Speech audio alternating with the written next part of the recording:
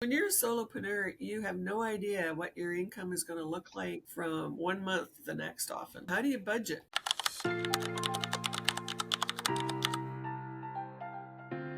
This whole concept of money management and budgeting, cash flow is a difficult one when you're a solopreneur. You don't know how much money you're going to have coming in next month. You don't know what your income's going to look like for the year. If you're in a cyclical business, you might have a lot of money in the summertime and nothing in the winter. And how do you manage that? And how do you budget for that sort of thing? Some people take the income that they guesstimate they're going to make, and they spread it out over the year and keep it in a separate bank account, and they just spend the amount that they expect to make over the year. That's really hard. Really, really hard.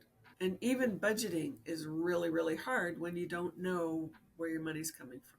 So if you've been in business for a few years, you can guesstimate probably what you're going to make within 10 or 20%. And the trouble with having income that comes in dribs and drabs and you don't know how much is coming in when is you need to live on that money, but you also need to set money aside for income tax.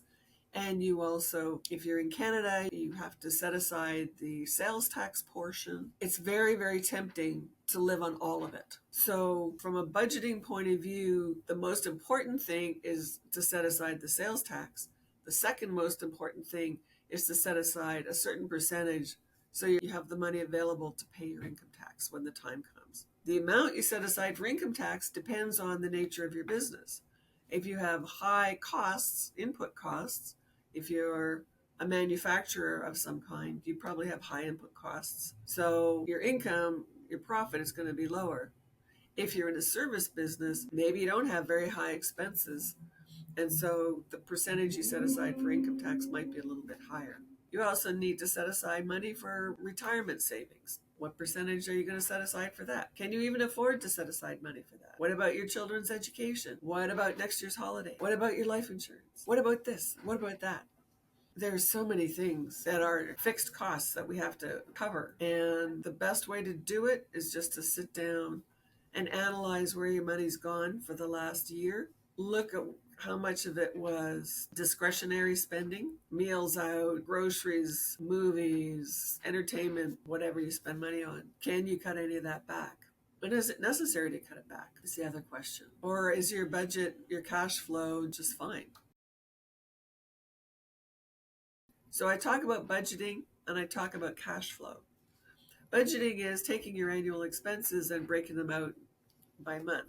Cash flow is when does the money come in and when does it go out? So you might have a lot of money come in June, and then a lot of money goes out in September, but not much comes in September. You might have car insurance or house insurance or whatever. April, a lot of money goes out for income tax. So the cash flow would show how the income is coming in, when it's going out, how much is going to be put into a savings account so that there is that money when you have those big expenses.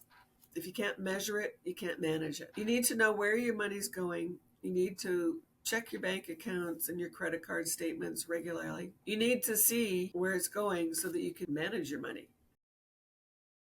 And then once you have some money set aside, then it's important to invest it. You've worked hard for that money. It's time for it to work hard for you. Where you invest it depends on your age and stage in life, what your goals are, getting back to goals. Do you know that you're going to buy a house in a year from now?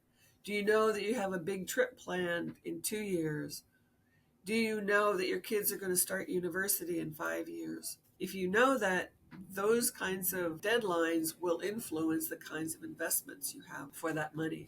Maybe you want to just have it in an investment with a guaranteed rate of return, interest. Or maybe if it's a longer term, like 20 years till you retire, you can put it in something that's going to grow in the long term, mutual funds or individual stocks, that kind of thing. And if you have a small pot of money, you can play with it yourself. And there's lots of online investment companies that you can use their technology to help you. Once you get to a significant amount of money, if you're still enjoying it, keep going. If you're not enjoying it, then find somebody that you trust, that you get along with, that you connect with to help you with the investment choices.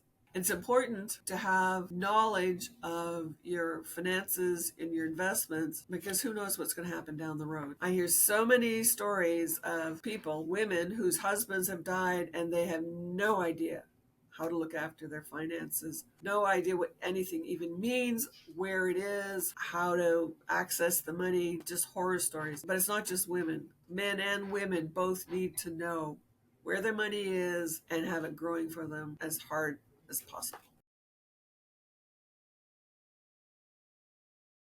The biggest mistake that I've seen entrepreneurs make is not setting aside money for income tax and not setting aside their sales tax money. The sales tax you are holding in trust for the government of Canada or wherever you live that has sales tax. You are holding it in trust. You cannot spend that money. And I've seen so many businesses go out of business because they could not afford to pay the government what they owed them just in sales tax. And income tax, when people start their businesses and they come and see me and we get them on a habit of setting aside 20, 25, 30%, depending on what kind of business it is, in a savings account so that it's there when it comes time to pay it, life is easy. But even waiting 1 year, if they haven't set aside anything, playing catch up is so hard.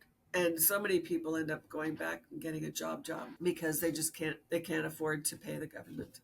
The people who are in the best shape are the people who seek professional financial advice when they start their business. We talk about what their income is likely to be, what their expenses are likely to be. Should they work from home? Should they rent an office space? Should they register for sales tax or not? Make sure they set aside sales tax. Make sure they set aside money for income tax. Make sure they remit the income tax. Make sure they set up their systems properly. Depending on the business, they may need a bookkeeper right away, or maybe they can do it themselves because it's a small business, solopreneur, service business, and they're just starting out. And why incur an extra expense unnecessarily? If you're not good with numbers or you're not good with paper, then maybe a bookkeeper is the way to go. And we talk about that sort of thing. There's a lot of scary things when you start a business and not a lot of support from family and friends sometimes. And also family and friends think they know everything about income tax and business, and they don't. They just don't. Getting professional advice is a very good idea. It's worth every penny you spend. So if you're ready to start a business and want to start off on the right foot, or you're in business and want to have a chat about your financial management, click on the link below and let's connect.